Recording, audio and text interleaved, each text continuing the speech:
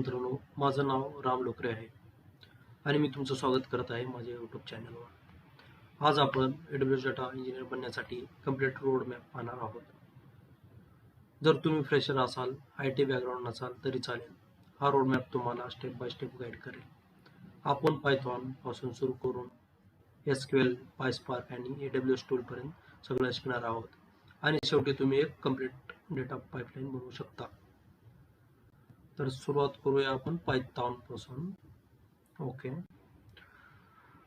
सर्वात पहिलं स्टेप आहे पायथॉन. पायथॉन एक खूप easy and beginner friendly language आहे. तुम्हाला माहित असलं पाहिजे variable, loops, function, OOPs, pandas, NumPy याचं तुम्हाला नॉलेज असणं खूप मॅन्डेटरी आहे. आणि जर एक्झाम्पल घेऊन सांगायचं असेल तर तुम्हाला 1000 कस्टमरचा डेटा प्रोसेस करायचा आहे आणि पायथॉन वापरून तुम्ही हे इझिली करू शकता.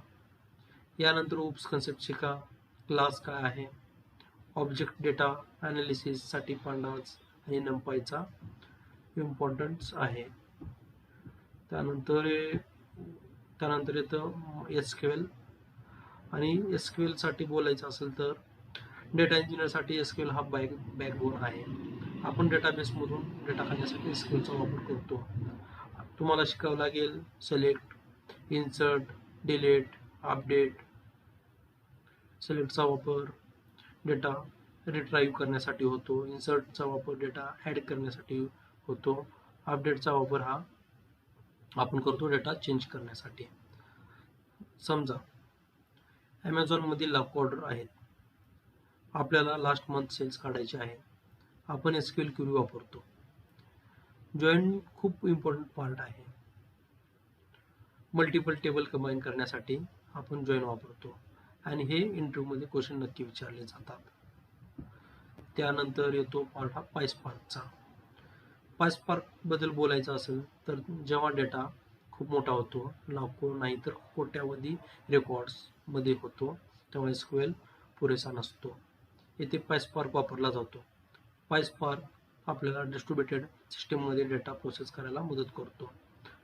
समजा फ्लिपकार्ट बिलियन्स ऑफ डे मध्ये डेटा जनरेट होतो. हा डेटा प्रोसेस करण्यासाठी पायस्पार्क वापरला जातो. तुम्ही डेटा फ्रेम, ट्रान्सफॉर्मेशन, ॲक्शन आणि ट्रान्सफॉर्मेशनचे प्रकार, RD ह्या गोष्टी शिकून घेतल्या पाहिजेत. त्यानंतर पार्ट येतो AWS बद्दल बोलायचं असेल तर आपल्याला AWS एक क्लाउड आहे आणि त्याबद्दल आपल्याला माहीत असणं काही सर्व्हिस गरजेचं आहे. आपल्याला AWS इंजिनियर व्हायचे असेल तर IAM, S3, Athena, glue, lambda, EC2, AMR ह्या सर्व्हिस माहीत असणं गरजेचं आहे. IAM एक सिक्युरिटी सर्व्हिस आहे. S3 एक स्टोरेज सर्व्हिस आहे. EC2 एक व्हर्च्युअल सर्व्हर आहे. या गोष्टी तुम्हाला माहीत असणं गरजेचं आहे. आणि त्यानंतर ग्लू आणि अथेना. ग्लूचा वापर आपण ETL टूल असा करतो आणि त्या ETL टूलचा यूज करून एक्स्ट्रॅक्ट, ट्रान्सफॉर्मेशन आणि लोड हे ऑपरेशन आपण परफॉर्म करतो. अथेनाचा वापर करून आपण S3 वरला डेटा SQLच्या द्वारे क्वेरी करतो. SQL क्वेरी S3 स्टोरेजवर करतो. रेडशिफ्ट एक डेटा वेअरहाऊस आहे आणि जर आपल्याला फ्लो लक्षात घ्यायचा असेल तर कंपनीमधला डेटा हा S3 मध्ये येतो. ग्लू त्याला क्लीन करतो, रेसिपमध्ये स्टोअर होतो आणि नंतर डॅशबोर्ड तयार होतो. हे प्रोसेस असेल टोटल फ्लो. आणि त्यानंतर ॲडव्हान्स लेवलला जाऊन आपल्याला माहीत असणं पाहिजे EC2 आणि AMR. AMR एक बिग डेटा प्रोसेसिंग सर्व्हिस आहे आणि ते आपल्याला माहीत असणं गरजेचं आहे. त्यानंतर येतो लॅम्बडा एक सर्व्हरलेस ऑटोमेशन सर्व्हिस आहे. तो ऑटोमॅटिक रन होतो. जर आपल्याला नवीन फाईल S3 मध्ये आली, लॅम्बडा ऑटोमॅटिकली टिकल करू शकतो आणि गेट वापरून आपण कोड मॅनेज करतो आणि टीम मध्ये आपण काम करतो.